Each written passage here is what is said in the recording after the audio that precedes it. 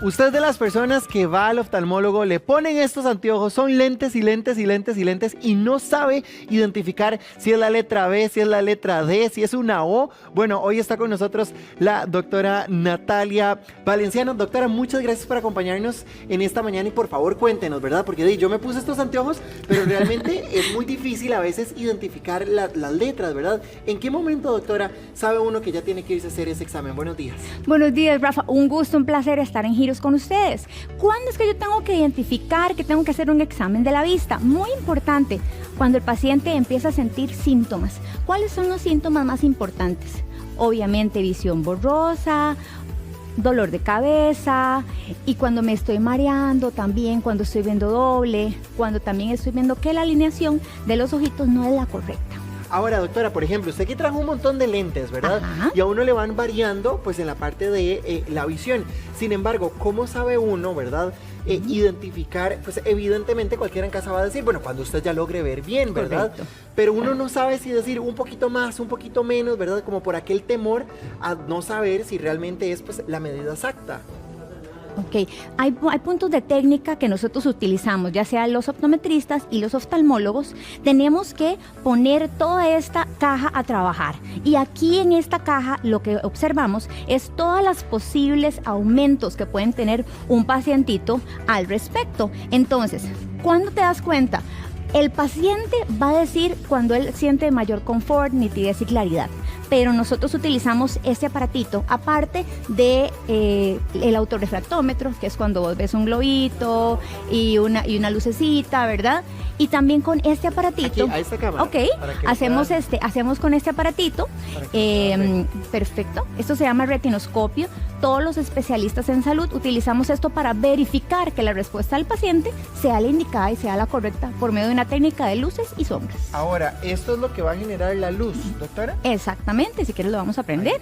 Ok. Ajá, entonces esto vamos a hacerlo de esta forma y vamos a verificar si lo que el paciente nos dice y si la computadora nos lo dice, es correcto. Ahora, muy importante, es importante tener también en cuenta los antecedentes del paciente. ¿Cuáles son los antecedentes del paciente? Si es hipertenso, si es diabético, si usa tratamientos médicos, porque a veces tenemos que hacer el examen de la vista en condiciones especiales, Rafa. Ahora, doctora, por ejemplo, cuando uno se hace el examen de la vista y es en los dos ojos que te van pasando los lentes, ¿verdad? Ajá. A uno le preguntan como, ¿con cuál ve mejor? ¿Con cuál se siente más cómodo? Ajá. Y llega un punto donde uno hasta duda de uno mismo, ¿verdad? Porque uno no sabe si identificar el anterior o el que le acaban de poner para ver con cuál uno se siente mejor, ¿verdad? Y más si es en los dos ojos. Correcto.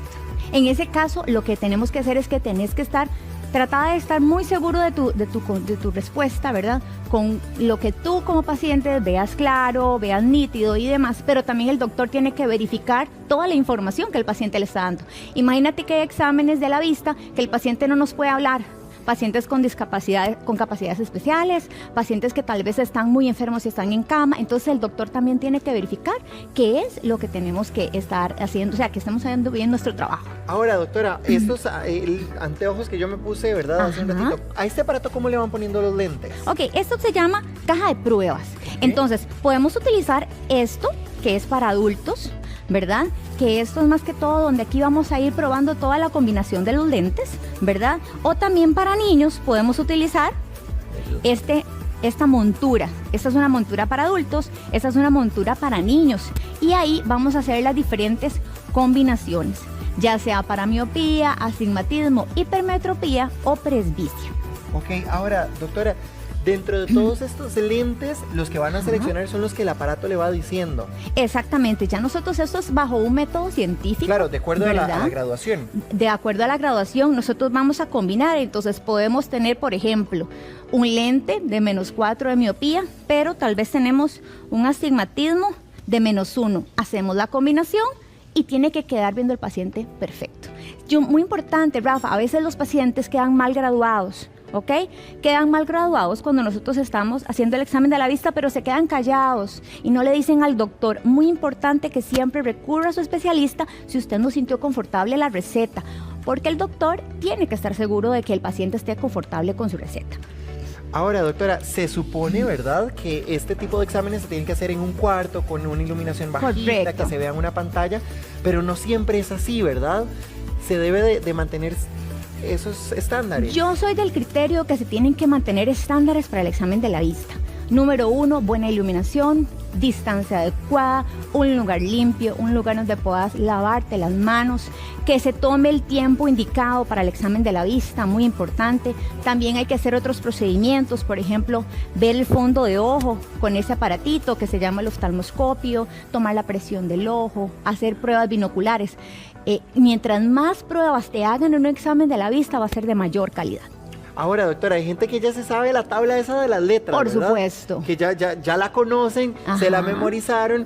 Entonces, ¿cuáles son las que uno debe de leer cuando le hacen ese examen? El doctor ahí es el que tiene que estar muy pilas, como dicen por allí, muy pilas, porque si sabes que tenés un tipo de letras que están memorizados, le ponemos números. Y si ya se sabe los números, le ponemos figuras, y así sucesivamente. Hay diferentes tipos, ¿verdad?, de figuras con las que uno mide, que se llaman optotipos. Entonces, si una la tiene memorizada, el doctor inmediatamente cambia a otra para que el paciente no tenga chance de memorizar. Ahora, doctora, con alguno de estos que tenemos de este lado, ¿cómo se deberían utilizar? Lo podemos ver, tal vez experimentar. Ok, lo primero que uno le dice al paciente es que se tome esto, lo tome. Ahí es donde estamos tapando un ojito y acá estás viendo lo que debes de ver. Primero se hace una toma de agudeza visual así, ¿verdad? De esta forma, tal vez que el camarógrafo lo vea. Y después tenemos que pasar para hacerlo de manera con un lentecito que se llama estenopeico. Esos huequitos nos van a decir dónde es que va a llegar el paciente a corregirse. No todos los pacientes llegan al famosísimo 20/20, que es el rango de normalidad. Ahora, ¿qué pasa, digamos? Porque yo lo que no veo veo aquí otros puntitos, pero muy oscuros. Son unos puntitos muy oscuros porque esto nos va a decir en cuánto va a llegar tu corrección.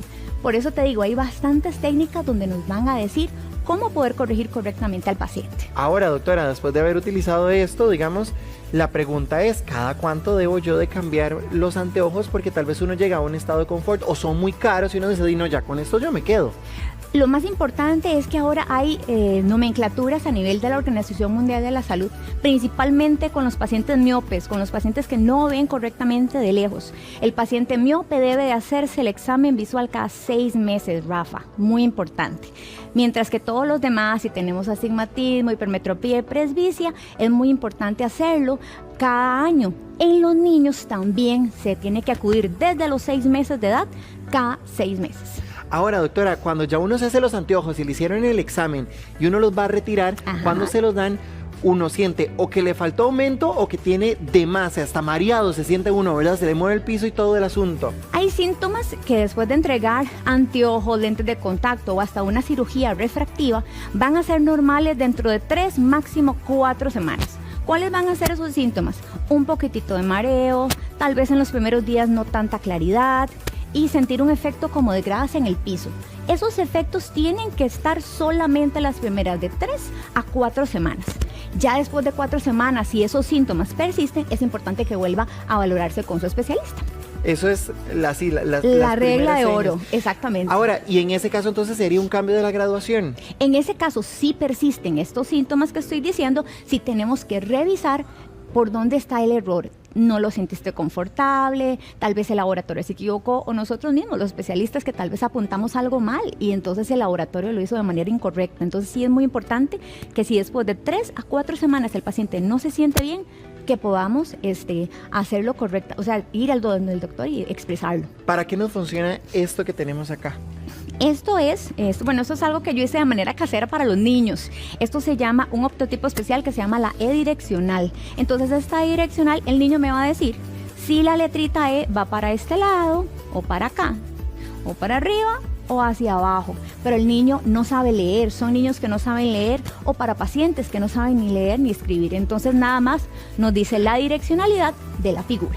Y así es como uno lo hace. Y así es como nosotros vamos midiendo. Existen de esos de diferentes tamaños. Exactamente. Ahí en el proyector le vamos dando esta letra E de diferentes tamaños y ahí le vamos midiendo cuánta capacidad de vista tiene, ¿verdad? Ahora, doctora, usted decía que este examen tiene que hacerse en un cuarto oscuro, ¿verdad? En un cuarto, principalmente que sea de 6 metros de largo, un cuarto iluminado, porque el que va a valorar con presencia y ausencia de luz en algunos momentos del examen de la vista, y sobre todo tener pues un buen espacio para hacerlo. Ahora, ¿qué recomendación le podríamos dar a la gente? Tal vez como para que identifique si el cuarto tiene la luz adecuada y que realmente me vaya a funcionar los anteojos. Eso yo creo que no es tanto el paciente, sino el evaluador. El evaluador es el que tiene que escoger el lugar indicado en donde realizar el examen de la vista. Porque, por ejemplo, a veces hemos visto que existen estos exámenes de la vista que lo hacen como en buses o en algunos consultorios móviles, pues. Esos consultorios móviles ya ellos tienen que ser emitidos por el Ministerio de Salud, un permiso y demás. Entonces eso ya están